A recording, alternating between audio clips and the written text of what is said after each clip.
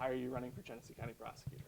I'm running for Genesee County Prosecutor because it's time for change. It's time for a more progressive, proactive prosecutor that will be out here in this community dealing with the realities that our residents are dealing with. What do you see as the most important part of this job? The most important part of this job and in Genesee County is safety.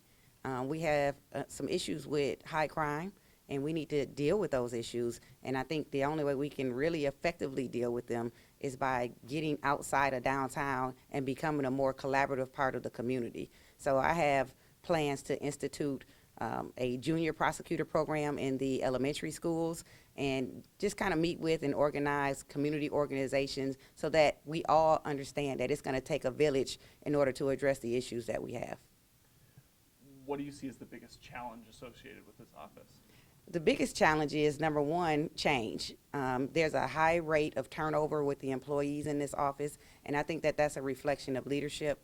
The current prosecutor has been in for 20 years, and he's 70 years old. He's on cruise control, and we need somebody that's ready to get here and get active and do the work. So there are so many different aspects about the prosecutor's office, but when you think about prosecutor, it starts with PRO, and that means pro. That means that a prosecutor's office should be a champion for something, a champion for public safety, a champion for educating the public on the laws. The laws are constantly changing, and so I think that's what's been missing in this prosecutor's office, and that's why it's not even addressing some of the disparate impacts that we're seeing in terms of the population and the prison system. We got to stop feeding the school to prison pipeline. There's no Republican running in this race, so for people that typically vote based on party, what separates you from the current prosecutor?